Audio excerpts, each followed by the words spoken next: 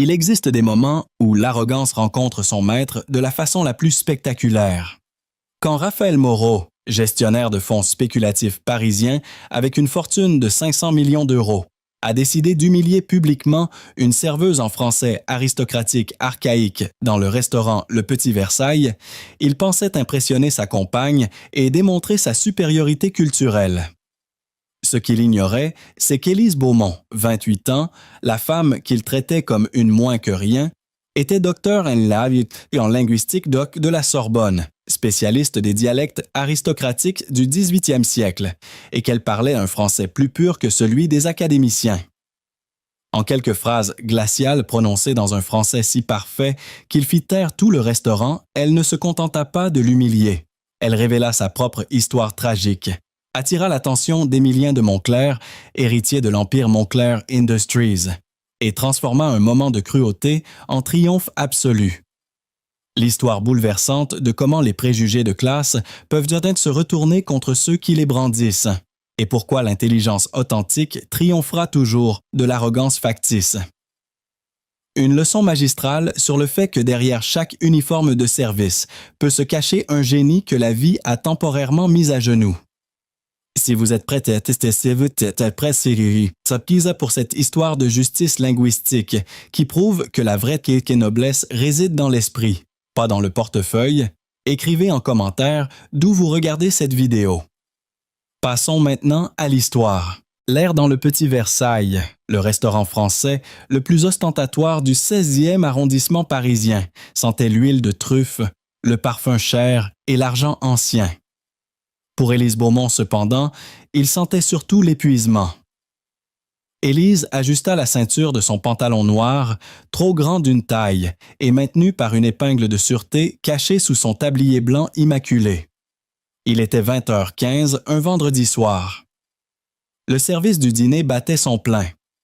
Une cacophonie de cristal qui teinte et le murmure grave de conversation qui coûtait plus par minute qu'Élise ne gagnait en une semaine. Table 4 veut de l'eau. Table 7 veut renvoyer le bar parce qu'il a l'air triste. Bougez-vous, Beaumont, bougez-vous. Le sifflement venait de Charles Dubois, le maître d'hôtel. Dubois était un homme qui pensait que transpirer était un signe d'incompétence. Il planait actuellement près du pupitre d'accueil, essuyant une tache imaginaire sur un menu relié en cuir. « J'y vais, Charles, » dit Élise, gardant la tête baissée. Elle attrapa une carafe d'eau glacée, ignorant la douleur lancinante dans son pied gauche. Elle était debout depuis 9 heures. Ses chaussures, des antidérapantes génériques achetées dans un magasin discount de Belleville, se désintégraient. Élise Beaumont avait 28 ans. Pour les clients du Petit Versailles, elle était une silhouette en noir et blanc. Elle était la main qui remplissait le vin, la voix qui récitait les spécialités et l'objet qui absorbait leurs plaintes. Il ne voyait pas les cernes qu'elle dissimulait soigneusement avec du correcteur de pharmacie. Il ne savait certainement pas que 3 ans plus tôt, Élise était doctorante en linguistique comparative à la Sorbonne. L'un des esprits les plus brillants de sa promotion avant que l'appel téléphonique arrive. L'accident. L'AVC de son père. Les factures médicales qui avalèrent leurs économies comme un gouffre. Elle avait quitté Paris du jour au lendemain. Elle avait échangé la bibliothèque contre le plateau, l'amphithéâtre contre la salle à manger bruyante.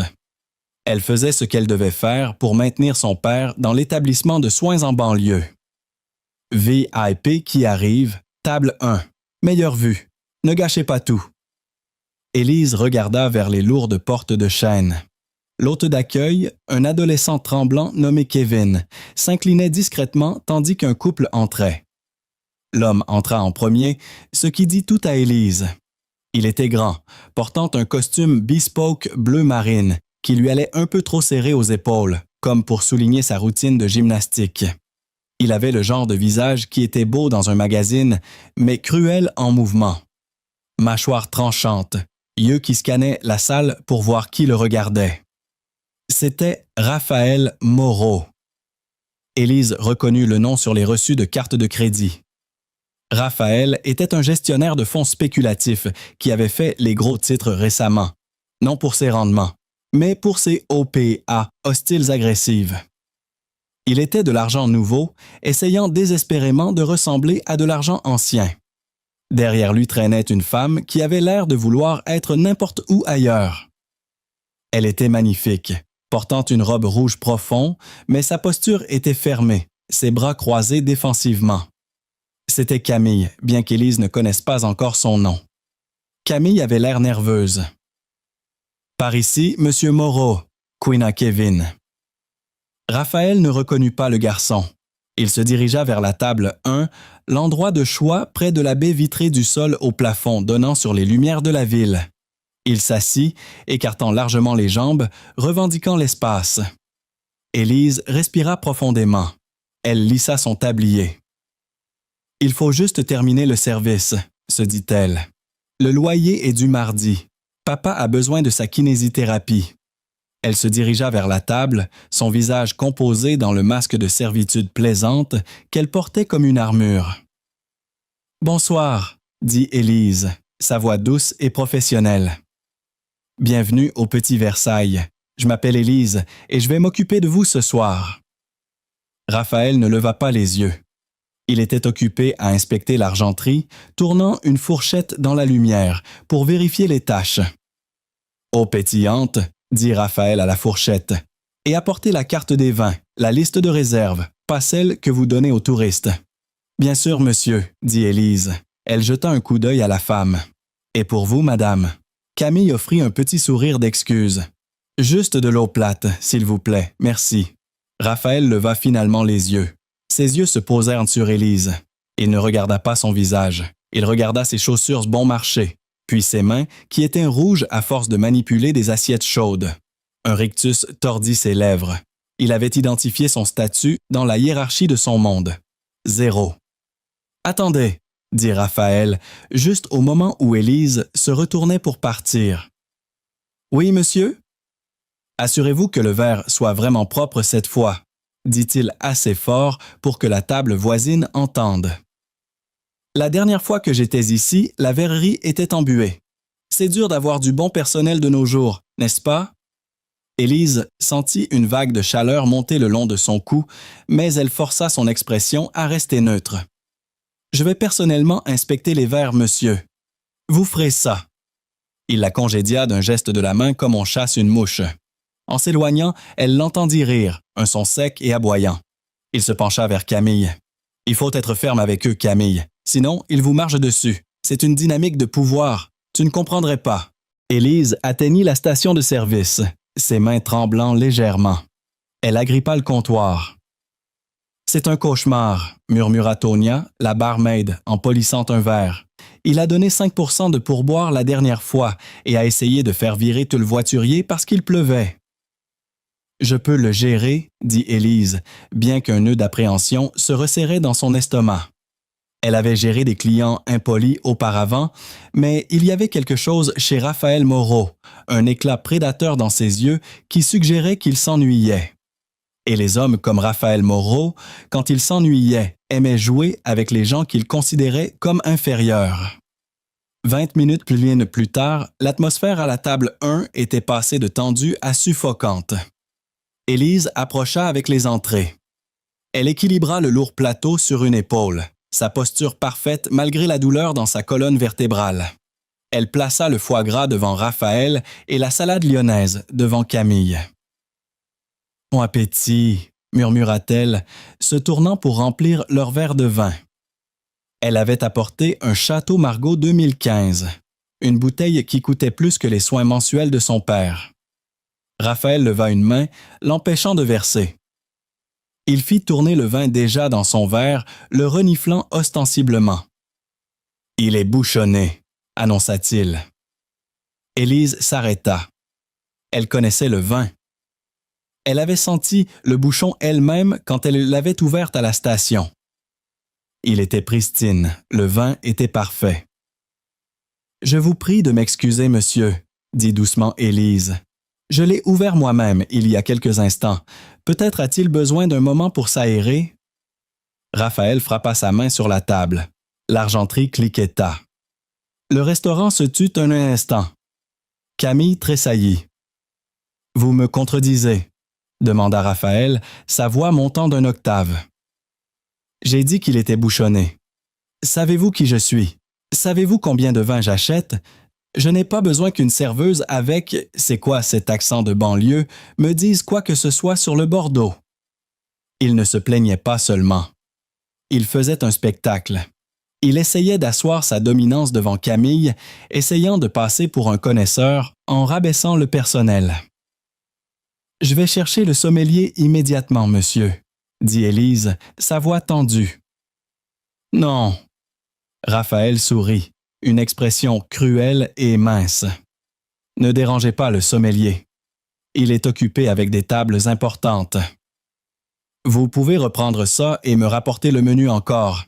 J'ai perdu l'appétit pour le foie gras. Il a l'air caoutchouteux. » Élise prit l'assiette. Elle prit le vin. Elle retourna en cuisine, le visage brûlant. Dans la cuisine, le chef, un grand homme nommé Henri qui était vraiment français, trempa une cuillère dans la sauce renvoyée. Caoutchouteux, cet homme est un imbécile. La texture est parfaite.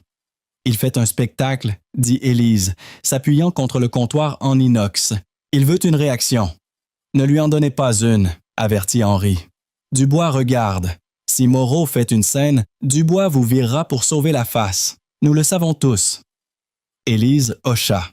Elle ne pouvait pas perdre ce travail. Elle avait besoin des pourboires de ce soir. Elle retourna à la table avec les menus. Raphaël se penchait en arrière, l'air content de lui. Camille avait l'air misérable. « Je suis désolé pour lui », articula silencieusement Camille à Élise quand Raphaël détourna le regard pour vérifier sa montre. Élise fit un petit signe de reconnaissance. « Alors » dit Raphaël, ouvrant le menu sans le regarder. Il fixa directement Élise. « J'ai envie de quelque chose d'authentique ce soir. Mais lire cette description anglaise est si ennuyeux. Ça manque de l'âme du plat. » Il ricana. « Dites-moi, parlez-vous français? C'est un restaurant français, n'est-ce pas? »« Je connais les articles du menu, monsieur, » dit Élise. « Les articles du menu, se moqua-t-il. Bonjour, baguette, oui, c'est à peu près l'étendue de ça pour quelqu'un comme vous, je suppose. » Élise mordit l'intérieur de sa joue. « Je peux vous aider avec toute question que vous avez, monsieur. »« J'en doute. » Raphaël rit. Il regarda Camille. « Regarde ça, bébé. On peut toujours dire la qualité d'un établissement par l'éducation du personnel. » Il se tourna vers Élise, ses yeux brillants de malice. Il prit une respiration et changea de langue. Mais il ne parla pas juste français. Il parla une version rapide, excessivement affectée et archaïque du français, parsemé d'argot qu'il avait probablement appris d'un semestre à l'étranger ou d'un tuteur prétentieux. Il essayait d'être difficile exprès. Raphaël ricana, son accent épais et exagéré, lourd sur les gutturales. « Écoutez-moi, ma petite. Je veux que vous disiez au chef que je veux le canard, mais seulement si la peau est croustillante comme du verre, et apportez-moi un autre vin, quelque chose qui n'a pas le goût de vinaigre. Comprenez-vous? Ou est-ce que je parle trop vite pour votre petit cerveau? » Il s'adossa, croisant les bras, un sourire suffisant plaqué sur son visage. Il attendait le regard vide. Il attendait qu'elle bégaie, qu'elle dise « Je suis désolé, je ne comprends pas », pour qu'il puisse lever les yeux au ciel et demander un manager qui parlait la langue de la civilisation. Camille regardait ses genoux, humilié au nom d'Élise. « Raphaël, arrête, commande juste en français. » Non, Raphaël ricana, gardant ses yeux sur Élise. « C'est standard. Si elle travaille ici, elle devrait savoir. Regardez-la. Elle est complètement perdue. C'est pathétique, vraiment. Probablement en train de se demander si j'ai demandé du ketchup. » Élise resta parfaitement immobile. Les sons du restaurant s'estompèrent. Elle regarda Raphaël Moreau, un homme qui pensait que l'argent achetait l'intelligence, qui pensait qu'un costume achetait la classe. Elle se souvint des amphithéâtres de la Sorbonne. Elle se souvint de sa thèse sur l'évolution des dialectes aristocratiques dans la France du XVIIIe siècle. Elle se souvint des longues nuits à débattre de philosophie dans les cafés du quartier latin, avec des professeurs qui avaient oublié plus de choses sur la langue que Raphaël n'en saurait jamais. Elle regarda son visage suffisant. L'épuisement dans ses pieds sembla disparaître, remplacé par une clarté froide et tranchante. Il voulait un spectacle. Elle allait lui en donner un. Élise ne prit pas son carnet. Elle n'appela pas du bois.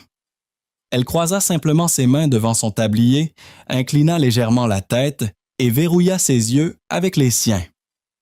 Le silence à la table s'étira pendant 3 secondes. Le sourire de Raphaël commença à vaciller légèrement. Il s'attendait à de la confusion. Il ne s'attendait pas au calme glacial qui s'installa sur le visage de la serveuse. Alors Élise ouvrit la bouche. Élise ne cligna pas. Elle ne bégaya pas. Elle ajusta sa posture, déplaçant son poids pour qu'elle se dresse haute, dominant légèrement le milliardaire assis. Quand elle parla, le ton de sa voix changea complètement. Fini le monotone servile plat de la serveuse française. À sa place était le timbre riche et résonnant d'une femme qui avait passé 5 ans à défendre des thèses dans les couloirs sacrés de la Sorbonne. Elle lui répondit en français. Mais ce n'était pas juste du français. C'était un dialecte parisien, haut d'exquis et fluide, énoncé avec une précision qui faisait ressembler la tentative de Raphaël à un bambin tapant sur un piano. « Monsieur », commença-t-elle, sa voix portant doucement sur le murmure grave de la salle à manger. « Si vous souhaitez utiliser le subjonctif imparfait pour m'impressionner, je vous suggère de réviser vos conjugaisons. Votre demande pour le canard est notée, bien que comparer sa peau au verre soit une métaphore quelque peu maladroite, généralement réservée à la mauvaise poésie du 19e siècle. » Raphaël se figea. La fourchette qu'il tenait resta suspendue à mi-chemin de sa bouche. Sa bouche pendait légèrement ouverte. Il comprenait peut-être la moitié de ce qu'elle disait, mais le ton, le poids écrasant indéniable de la supériorité intellectuelle était universel. Élise n'avait pas fini. Elle tourna son regard vers le verre de vin qu'il avait rejeté, son expression se changeant en une pitié académique polie. « Quant au vin, continua-t-elle, ralentissant légèrement comme si elle parlait à un enfant lent. Ce n'est pas du vinaigre, c'est un Château Margaux 2015. L'acidité que vous détectez est la signature de jeunes tanins qui nécessite un palais éduqué pour être apprécié. Si c'est trop complexe pour vous, je serais ravi de vous apporter un merlot doux, quelque chose de plus simple pour correspondre à vos goûts. » Le silence qui suivit était absolu. C'était un silence lourd, physique. À la table voisine, un gentleman aux cheveux argentés baissa son journal. Le busboy se figea avec une cruche d'eau. Même Dubois, le manager, arrêta de polir ses menus à 20 pieds, sentant une perturbation dans le champ de force de la salle à manger. Le visage de Raphaël Moreau vira à un violet violent. Il avait l'air d'avoir été giflé. Son cerveau luttait pour traiter le renversement. Le script avait été retourné. Il était le maître, elle était la servante, mais en l'espace de 30 secondes, utilisant l'arme même avec laquelle il avait essayé de la matraquer, la langue, elle l'avait déshabillée. Il ouvrit la bouche pour répliquer, pour crier, pour la virer. Mais il ne trouvait pas les mots français, et revenir à l'anglais maintenant serait un aveu de défaite. Il avait commencé ce jeu. Il ne pouvait pas soudainement retourner le plateau juste parce qu'il perdait. Alors un son brisa la tension. Un petit gloussement sec. Il vint de Camille. Elle plaqua une main sur sa bouche immédiatement, ses yeux s'élargissant d'horreur de sa propre réaction. Mais les dégâts étaient faits. Elle regarda Raphaël, puis Élise, et pour la première fois de la soirée, ses yeux étaient vivants. Elle ne regardait plus une serveuse. Elle regardait une héroïne. « Vous, » balbutia Raphaël. Élise offrit un sourire qui n'atteignait pas ses yeux, un sourire terriblement poli. Elle revint à l'anglais sans effort. « Je vais commander le canard pour vous, monsieur, et j'apporterai le merlot. Je pense que vous le trouverez beaucoup plus facile à avaler. » Elle fit un petit signe distinct à Camille. « Mademoiselle. » D'un pivot aussi net qu'un demi-tour militaire, Élise s'éloigna de la table. Elle ne se dépêcha pas. Elle marcha la tête haute, le plateau sous le bras, laissant Raphaël Moreau se noyer dans son propre embarras, tandis que le fantôme de son français parfait persistait dans l'air comme de la fumée. En atteignant la sécurité du couloir de service, l'adrénaline qui l'avait maintenue debout disparut soudainement. Ses genoux flanchèrent. Elle saisit le bord du comptoir de granit à la station de service, sa respiration venant en halètements courts et saccadés. Ses mains tremblaient si fort que les verres vides sur son plateau cliquetèrent de les têtes les uns contre les autres. « Qu'ai-je fait? » La pensée s'écrasa dans son esprit. « Je viens d'insulter un VIP. Je viens d'humilier un homme qui pourrait acheter ce bâtiment. Je vais être viré. Je vais perdre l'appartement, les médicaments de papa. » La réalité de sa précarité financière revint plus froide et plus dure qu'avant. La fierté ne payait pas les factures. La conjugaison supérieure ne couvrait pas la franchise d'assurance pour la kinésithérapie. « Beaumont! » La voix était un grognement grave. C'était Charles Dubois. Élise ferma les yeux une seconde, puis se retourna. Dubois était là, son visage pâle, ses yeux dardant vers la table 1, où Raphaël tapait agressivement sur son téléphone. « Qu'est-ce que ce qu'elle est ?» siffla Dubois, se penchant pour que les autres membres du personnel n'entendent pas. « N'entendent pas, vous lui avez dit? » Il a commandé en français, Charles, dit Élise, sa voix tremblant légèrement. J'ai répondu en français. Je ne parle pas français, Beaumont, mais je connais le ton d'une insulte quand je l'entends. Cet homme vaut 400 millions d'euros. Il amène des clients ici 3 fois par semaine. Dubois passa une main dans ses cheveux clairsemés.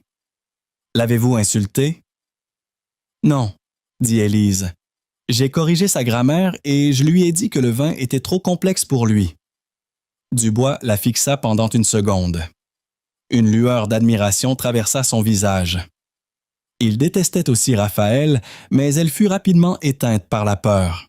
« Vous avez une pulsion de mort, » murmura Dubois. « Restez en arrière, ne retournez plus à cette table. Envoyez Kevin.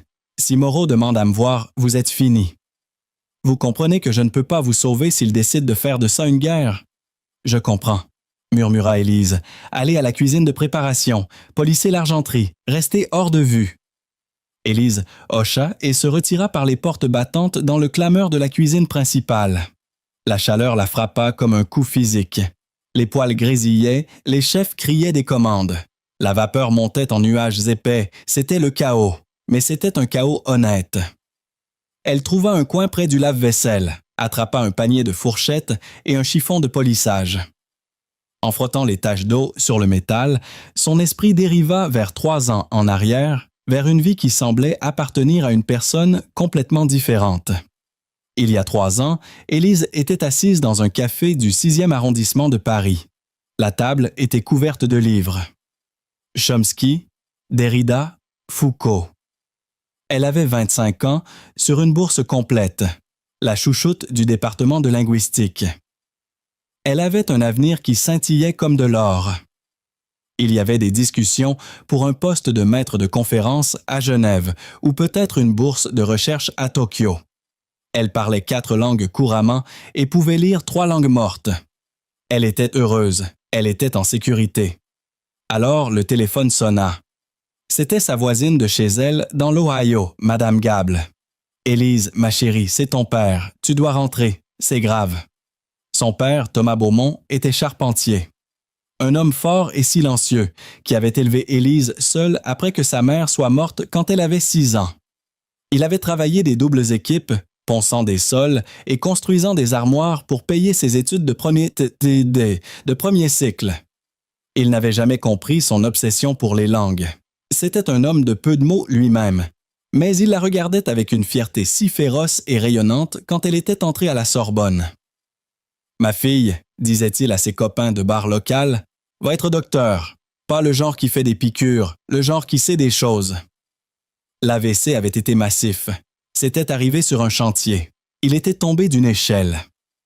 Quand Élise arriva à l'hôpital dans l'Ohio, portant encore sa valise avec l'étiquette de bagages de Paris, le médecin avait été direct. Thomas avait survécu, mais les dommages étaient étendus. Il était paralysé du côté droit. Il avait une aphasie, la plus cruelle ironie. L'homme qui avait travaillé pour que sa fille puisse maîtriser le langage avait perdu sa propre capacité de parler. Et alors vinrent les factures. Thomas avait laissé son assurance d'échoir pour aider à payer le vol d'Élise vers la France l'année précédente. La chute de l'échelle fut jugée négligente par l'entreprise pour laquelle il travaillait en sous-traitance. Ils nièrent la responsabilité. Le système de santé américain ne se souciait pas du doctorat d'Élise. Il ne se souciait pas de son potentiel. Il se souciait des 60 000 $ nécessaires pour la chirurgie initiale, des 4 000 € par mois pour le centre de rééducation, du coût des médicaments. Élise fit le choix en un battement de cœur. Il n'y avait pas d'autre option. Elle ne pouvait pas le laisser dans un établissement d'État où les infirmières étaient surchargées de travail et les draps fins. C'était son père. Elle se retira de la Sorbonne. Elle vendit ses livres. Elle l'installa dans un centre spécialisé en banlieue parisienne où les soins étaient bons, mais le prix astronomique. Elle déménagea en ville pour trouver du travail. L'académie ne payait pas d'argent rapide. Servir à table dans des restaurants haut de gamme, oui. Si vous vous démeniez, si vous travailliez les doubles équipes, si vous tolériez les abus des riches, vous pouviez gagner 6 000 € par mois. Chaque centime allait au fond papa. Élise? Une voix douce brisa sa rêverie. C'était Kevin, l'adolescent boss boy. Il avait l'air terrifié.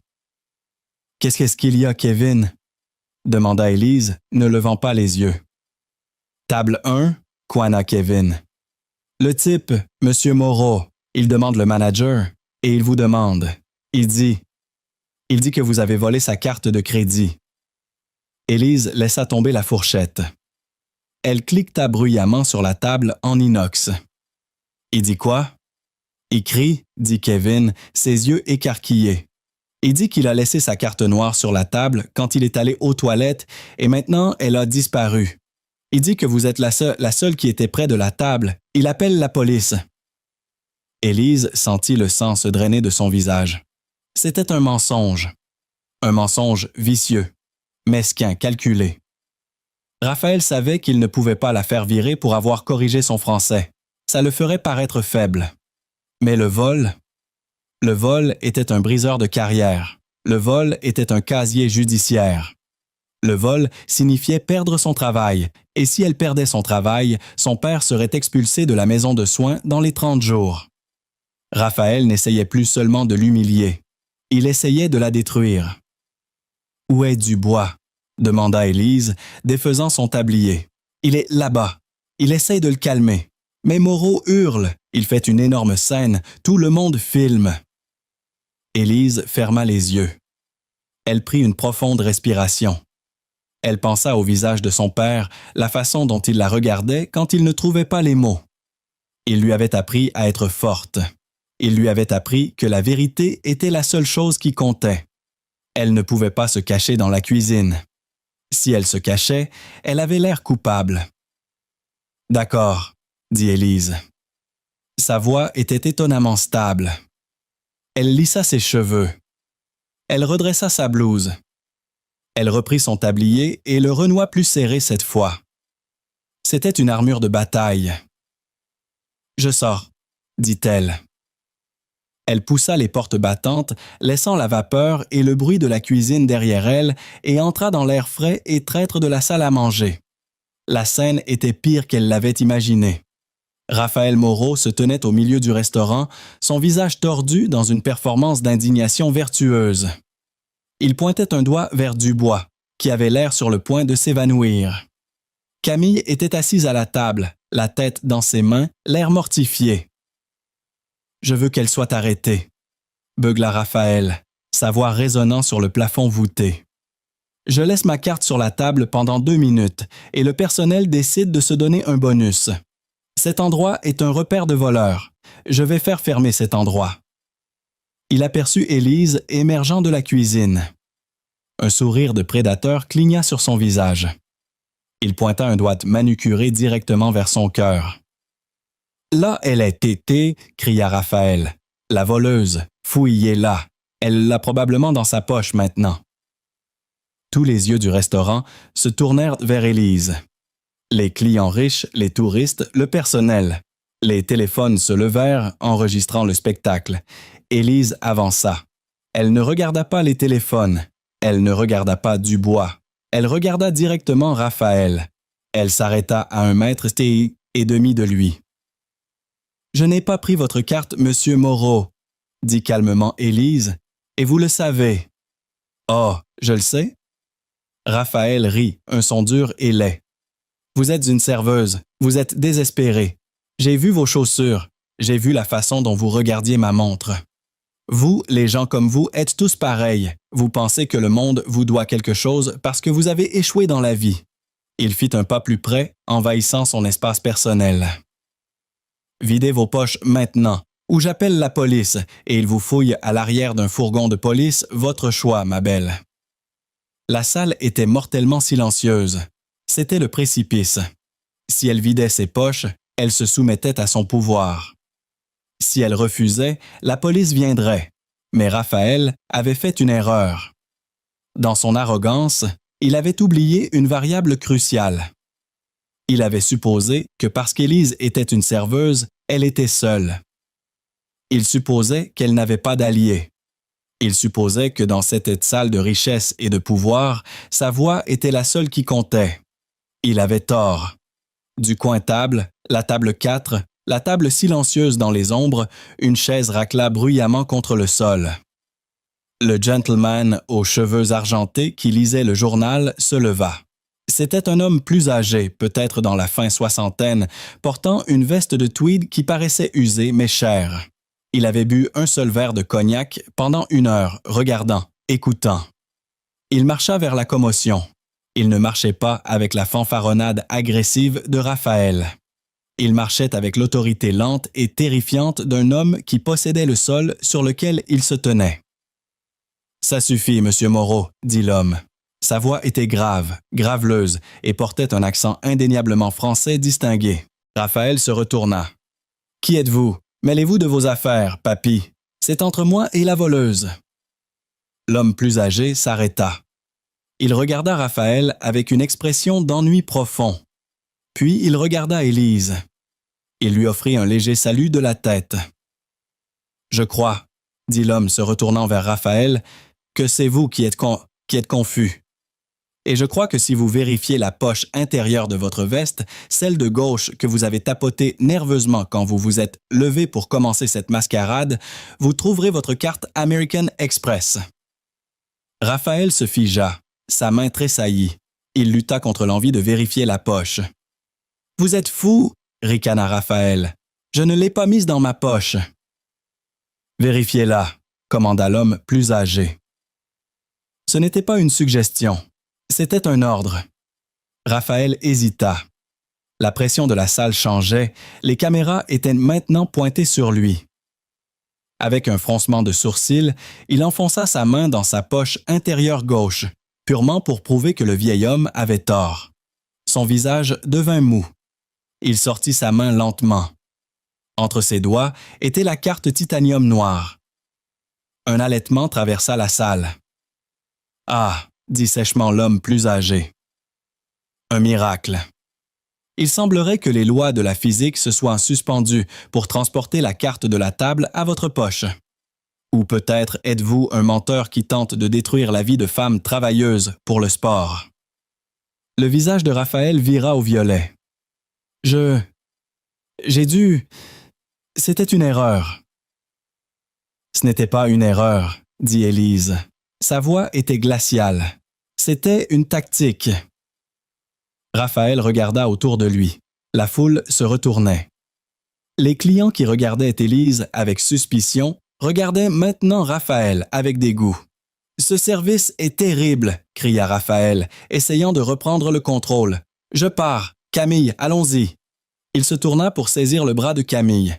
Camille se leva. Elle prit son sac à main. Elle regarda Raphaël, puis elle regarda Élise. « Non, » dit Camille. Raphaël s'arrêta.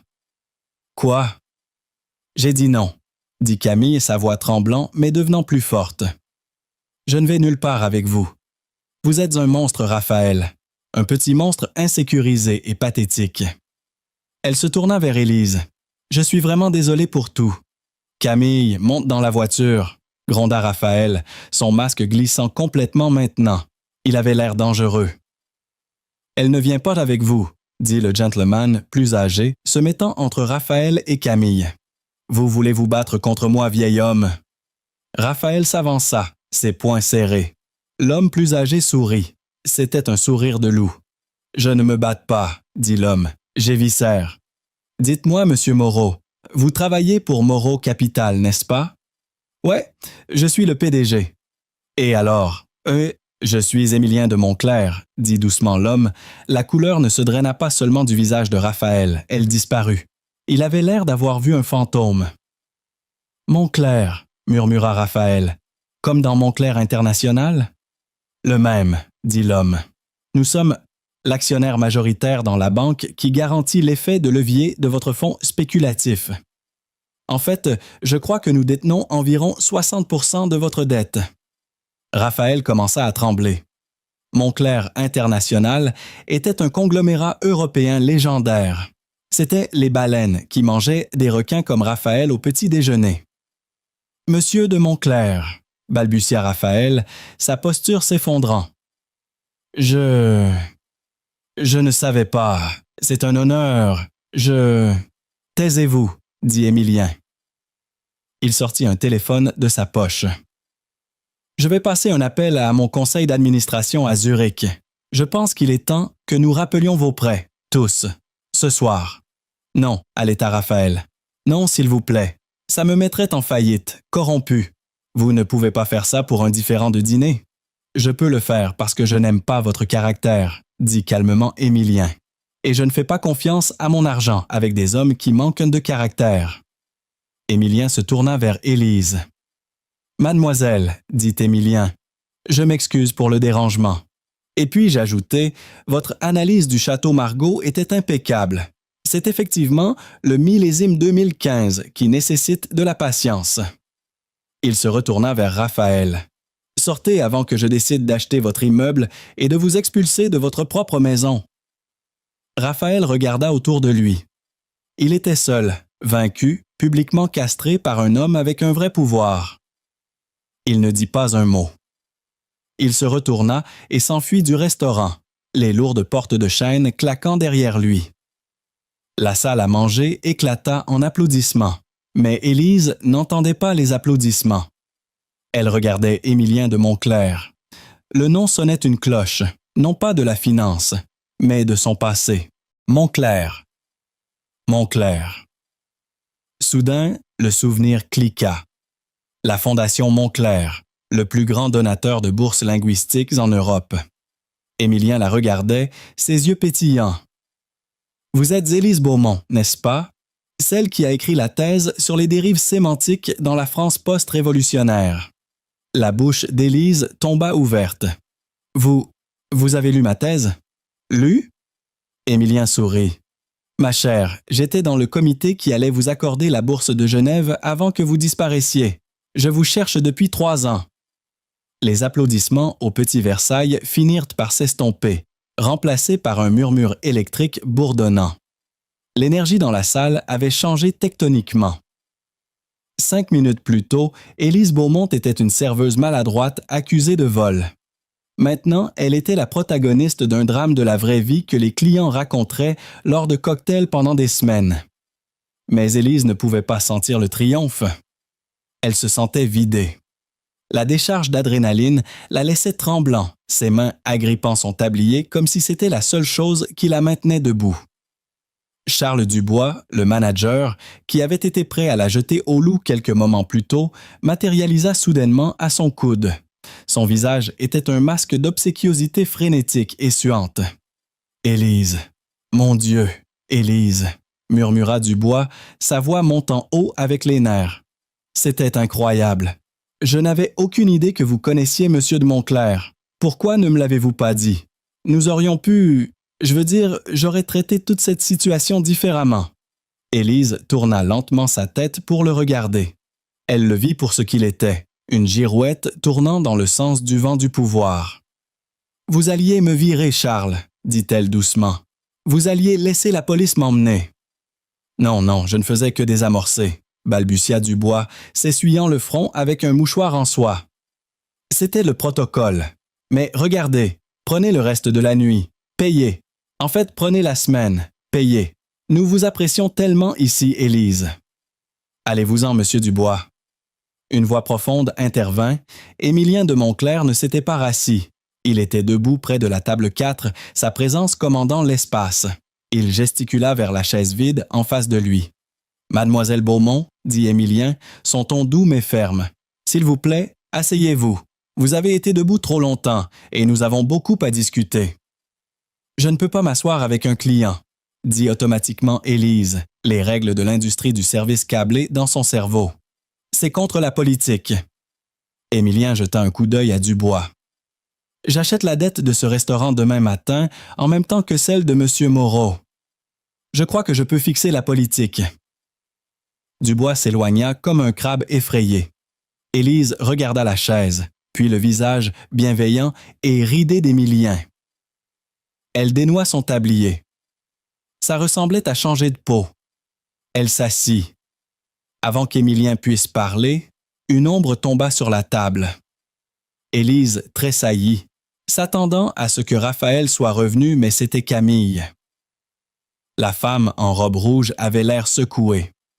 Son mascara était légèrement étalé, mais elle avait l'air plus humaine, plus réelle qu'elle ne l'avait quand elle était entrée. Elle serrait son sac à main avec les deux mains. « Je voulais juste dire, » commença Camille, sa voix craquant. « Merci et je suis désolé. J'aurais dû dire quelque chose plus tôt quand il s'est moqué de votre français. Je savais que c'était mal, j'avais juste peur de lui. » Élise regarda Camille.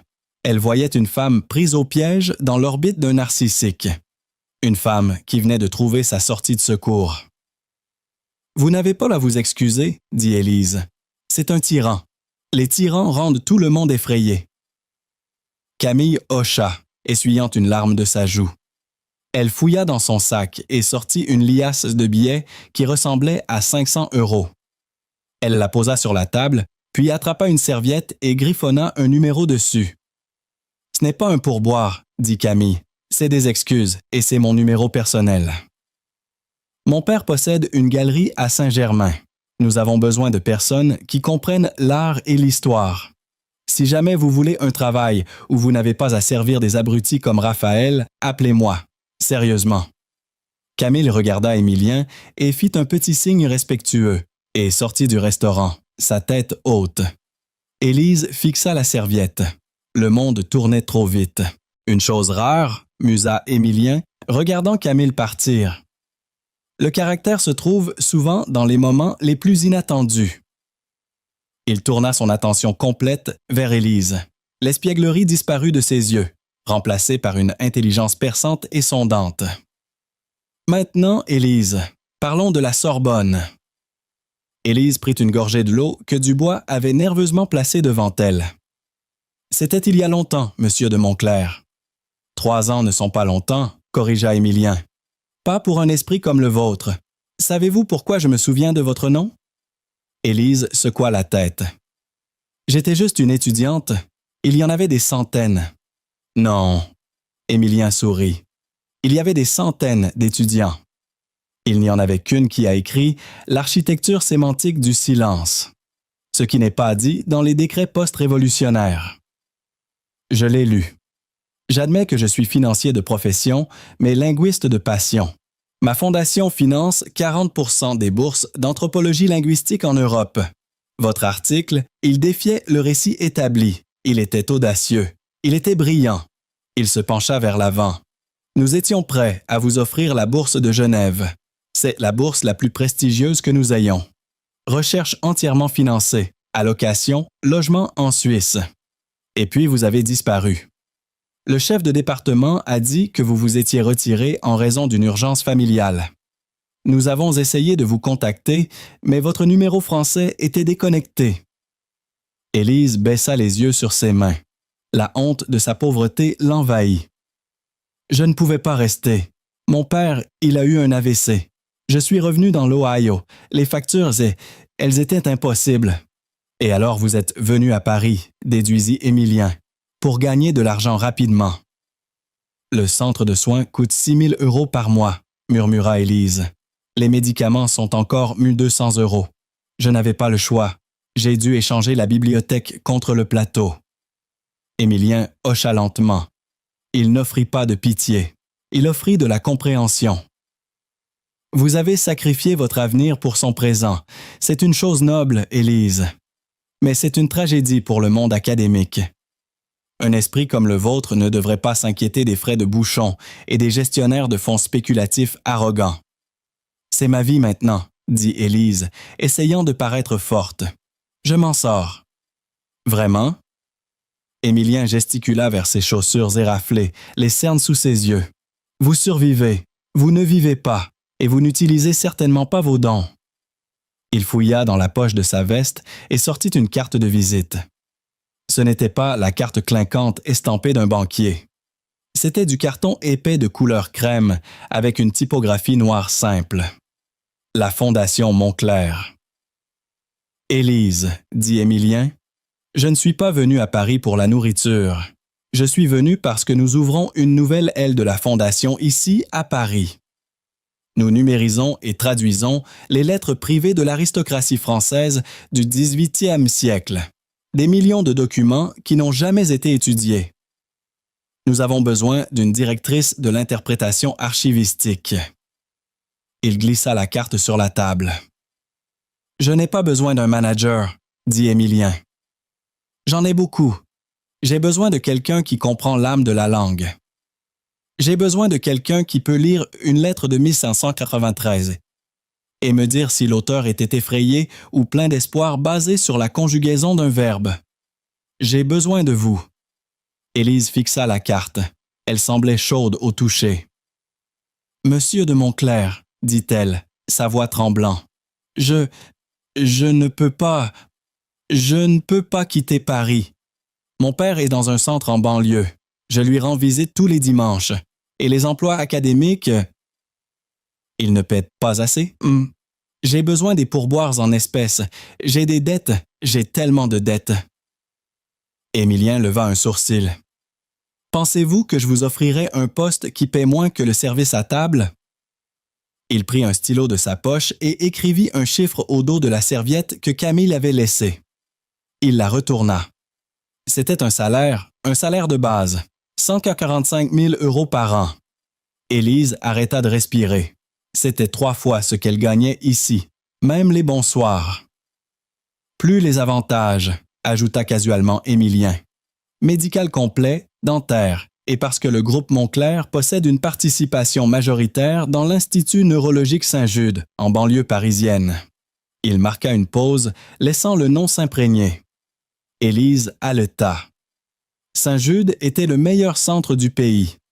C'était l'endroit que les médecins disaient qui pourrait réellement aider son père à retrouver la parole, mais il ne prenait pas la sécurité sociale, et la liste d'attente était de 5 ans.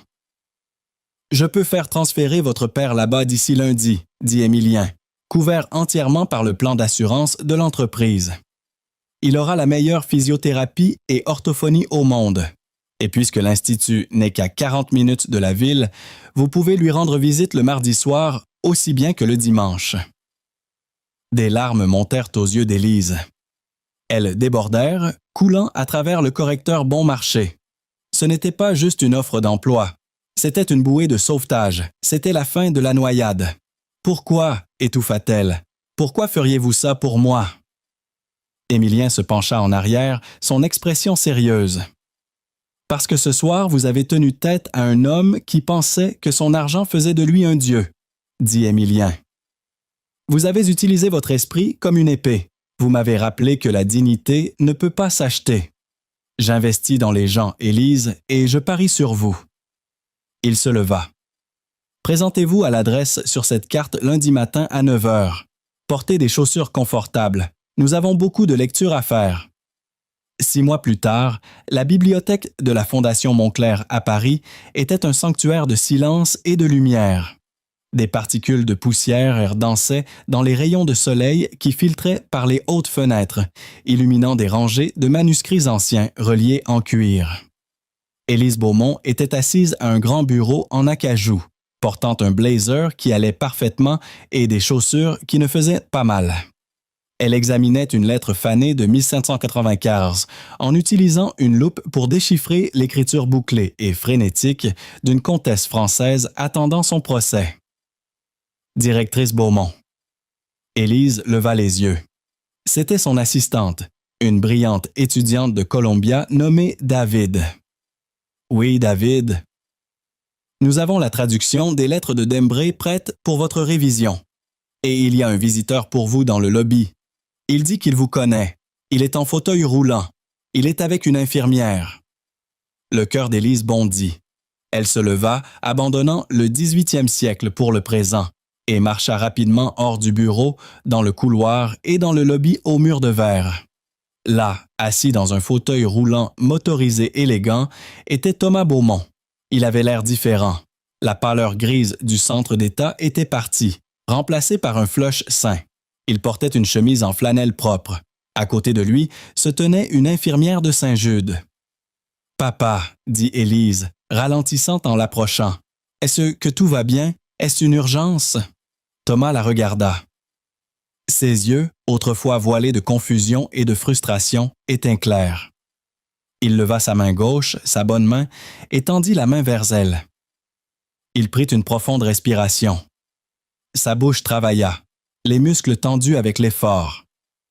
Il faisait de l'orthophonie intensive depuis 5 mois. « Élise !» râla-t-il. Le mot était rugueux comme du gravier, mais c'était distinct. Élise se figea. C'était la première fois qu'elle l'entendait dire son nom en 3 ans. « Papa !» Des larmes jaillirent à ses yeux. Thomas serra sa main. Il prit une autre respiration. Il regarda autour du lobby, au marbre, aux livres, à la vie que sa fille avait récupérée. Puis il la regarda de nouveau. « Fier, dit-il. Si, fier. » Élise tomba à genoux et enroula ses bras autour de lui, enfouissant son visage dans son épaule. Elle pleura, non d'épuisement ou de peur, mais d'une joie si pure qu'elle sentait qu'elle pourrait la briser. Elle avait récupéré sa vie. Elle avait récupéré son père. Et quelque part dans la ville, Raphaël Moreau criait probablement sur un serveur ou vérifiait son portefeuille boursier alors qu'il plongeait à jamais, chassant un sentiment de valeur qu'il ne trouverait jamais. Il avait ses millions peut-être, mais Élise avait les mots. Et comme elle l'avait prouvé ce soir-là au Petit Versailles, les mots étaient les seules choses qui duraient vraiment. Si cette histoire de génius linguistique et de justice parfaite vous a captivé, elle nous rappelle que la vraie classe ne se mesure pas à ce qu'on porte ou à ce qu'on commande, mais à comment on traite les gens. Raphaël Moreau a appris à ses dépens qu'il ne faut jamais juger un livre à sa couverture, surtout quand ce livre peut vous lire dans 3 langues différentes. Élise n'a pas seulement gagné un argument, elle a reconquis son destin et prouvé que l'intelligence authentique triomphera toujours de l'arrogance factice. Abonnez-vous pour plus d'histoires qui célèbrent la justice linguistique, la rédemption académique et le pouvoir transformateur du respect humain.